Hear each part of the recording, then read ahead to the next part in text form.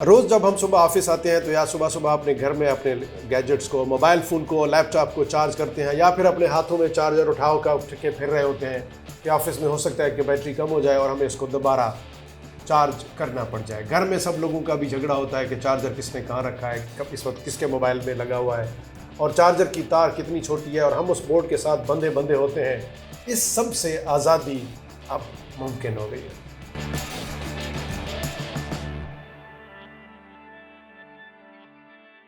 चंद दिन पहले चाइना की एक स्टार्टअप कंपनी बीटा वोल्ट ने मोबाइल फ़ोन की जो टेक्नोलॉजी है उसमें एक बहुत ही बड़ा ब्रेक थ्रू किया है।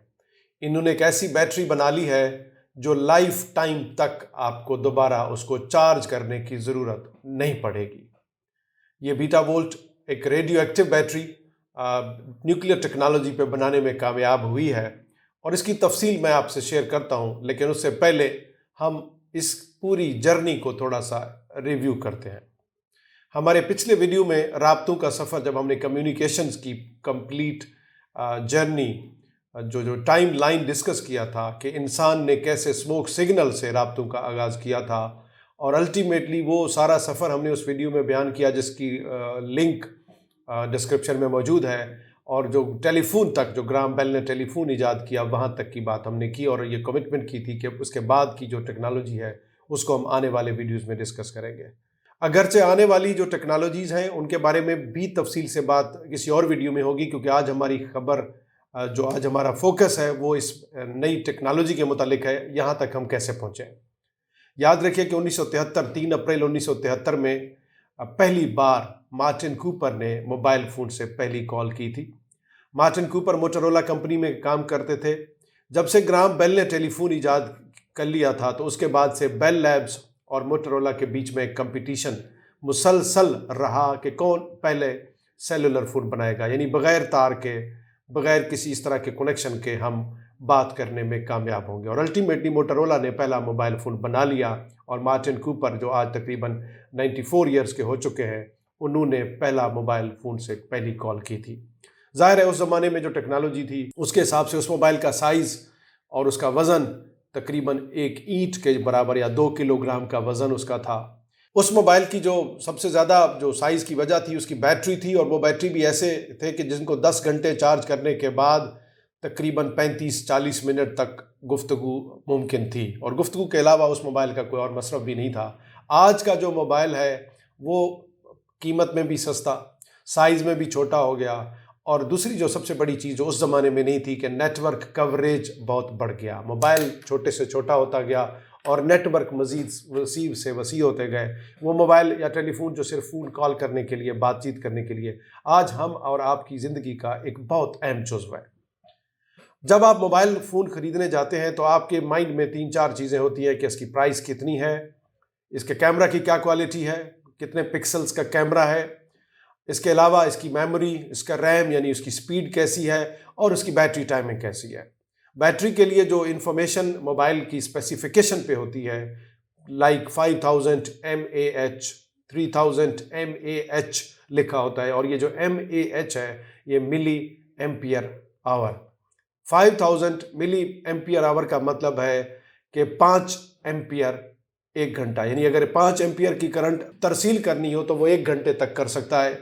अगर 2.5 एम्पियर करंट तरसील करना हो, मुसलसल देना हो, तो वो उसके 2 घंटे तक चल सकता है, और अगर 0.5 एम्पियर करंट तरसील करना हो मोबाइल को तो वो तकरीबन 10 घंटे चल सकता है।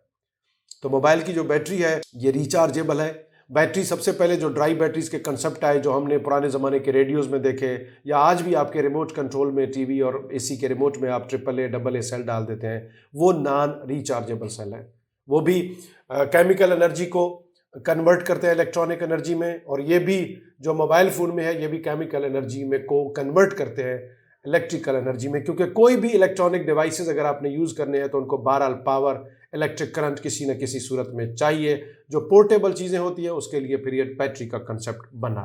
पहली बार जब मोबाइल फ़ोन मार्केट में आए थे 1980 की दहाई में, तो उनके साथ जो बैटरी आई थी वो लिथियम कैडमियम या LiCd उसके साथ लिखा होता था। 1990 में उस बैटरी में थोड़ी सी बेहतरी की गई क्योंकि उसका साइज़ और भी ज़्यादा था, इसके साइज़ को कम करके इसकी टाइमिंग थोड़ी बढ़ाई गई, that was nickel metal hydride NiMH।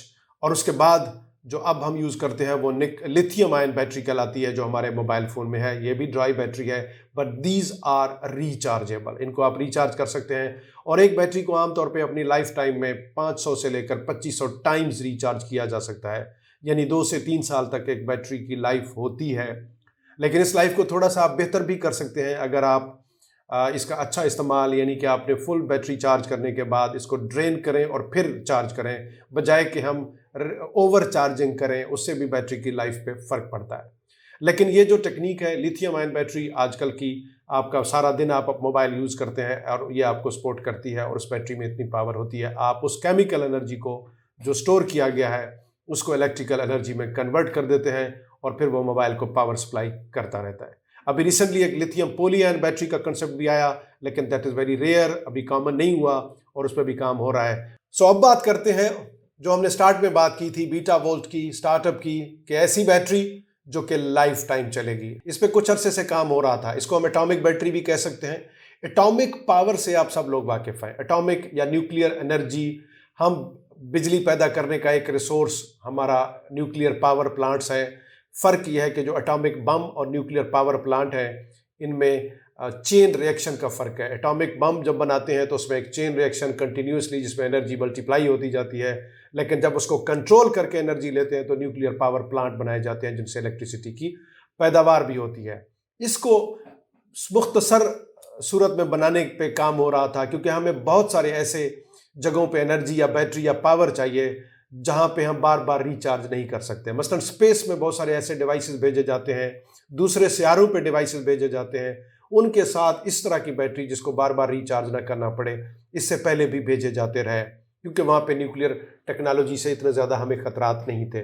इस मुख्तसर या इतनी छोटी सी सूरत में बनाने का एक चैलेंज था कि न्यूक्लियर के जो नुकसानात हैं, जो हैज़र्ड्स हैं, वो हमारे लिए ख़तरनाक हैं, या इससे जुड़े हुए बाकी रिस्क हैं। तो पिछले कुछ अरसे से इस कंपनी ने इस कंप्लीट रिस्क्स को एड्रेस किया, और उसके बाद तजर्बाती तौर पे जब अच्छी तरह कामयाब हुए तो अब उन्होंने उसकी कमर्शियल प्रोडक्शन शुरू कर दी है। ये जो बैटरी होगी, ये साइज़ में बहुत ही, जो हमारे एग्जिस्टिंग मोबाइल में बैटरी है इससे भी कम है। इसका साइज़ तकरीबन 15 एंड 5 मिलीमीटर, यानी 15 मिलीमीटर इसकी लेंथ और 15 मिलीमीटर इसकी विड्थ और 5 मिलीमीटर इसकी हाइट होगी। तो ये एक आम तौर पे जो हमारी जेब में एक छोटा सा सिक्का या कॉइन होता है, उससे भी तकरीबन छोटा होगा।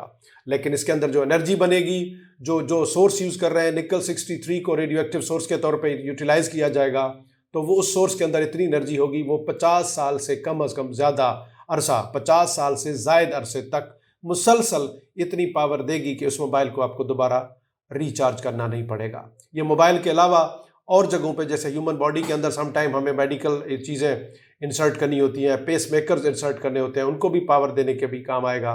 इसके अलावा जो छोटे ड्रोन्स हैं और दूसरी कुछ जगहों पे जहाँ पे हमें इस तरह की टेक्नोलॉजी चाहिए, तो वहाँ पे भी हेल्पफुल होगा। और इसकी प्रोडक्शन इन्होंने अभी रिसेंटली शुरू कर दी है। ये पिछले 2 दिन से इस बात पे काफ़ी दुनिया में आर्टिकल लिखे गए, बड़े बड़े द इंडिपेंडेंट ने, द इकोनॉमिस्ट ने, और इसके ऊपर 2-3 साल पहले कुछ चाइनीज़ ने एक रिसर्च पेपर भी लिखा था कि दैट इज़ पॉसिबल। इस पर इन्होंने काम शुरू कर दिया था। अब इसकी जो हैज़र्ड्स थे उन्होंने कैसे एड्रेस किया, इन्होंने इसकी जो डिज़ाइनिंग की वो लेयर्स में की। ज़ाहिर है जब आपको केमिकल चाहिए था तब भी हम उसको किसी इलेक्ट्रोड के साथ जोड़ते थे। यहाँ पे भी आपने जब केमिकल या फिर रेडियो एक्टिव एनर्जी से जो आप एनर्जी लेंगे उसको भी आपने लिंक करना है थ्रू सेमीकंडक्टर लेयर, और इसके लिए सेमीकंडक्टर लेयर का इंतखाब किया गया, डायमंड का, very thin layer of the diamond. Layer by layer यहाँ पे रेडियो एक्टिव मटीरियल के भी और उसके बाद डायमंड के भी जुड़े होंगे। उसके बाद इस सारे को प्रोटेक्ट किया जाएगा एक सर्टेन लेयर में, जो कि कम्प्लीटली इसको सिक्योर करेगा। ज़ाहिर है इसमें बीटा वोल्ट टेक्निक यूज़ हो रहा है। बीटा एनर्जी जो हमारी रेडियो एक्टिव एलिमेंट से अल्फ़ा, बीटा और गैमा निकलते हैं, तो बीटा बड़े थिन एल्यूमिनियम शीट से स्टॉप की जा सकती है, अल्फ़ा एक पेपर से स्टॉप किया जा सकता है। तो इसकी स्टॉप के लिए वो लेयर, उसकी अच्छी प्रोटेक्शन बनाई गई। इसके अलावा कि इसमें कोई टेम्परेचर का या फोर्स का असर, उसको भी प्रोटेक्ट किया गया। टेम्परेचर के लिए इस पर तजर्बात किए गए। ये -60 डिग्री सेंटीग्रेड से लेकर +120 सेंटीग्रेड तक सेफ प्रूव हो चुका है। अब इसमें वाहिद चैलेंज जो होना है मेरे ख्याल में वो इसकी प्राइस का होना है, क्योंकि डायमंड का लेयर है लेकिन वो वेरी स्मॉल है, लेकिन अल्टीमेटली व्हाट इज़ परसीव्ड कि इसके साइज़ में मज़ीद रिडक्शन, इसकी टाइमिंग में मज़ीद इजाफा और इसकी सेफ्टी और सिक्योरिटी में मज़ीद बेहतरी और इसकी प्राइस में भी कमी आएगी। जैसे बाकी टेक्नोलॉजीज़ में, जैसे मोबाइल की मैंने एग्जांपल दी, $4000 से शुरू होने वाला मोबाइल आज हर आदमी की दस्तरस में है। तो ये वाली बैटरी भी अनकरीब बहुत सारे लोगों की दस्तरस में होगा और आपको चार्जर के साथ बार बार, चाहे वो आपका मोबाइल फ़ोन हो, चाहे वो आपका लैपटॉप हो, सारा दिन चार्ज या चार्जर की फिक्र नहीं रहेगी।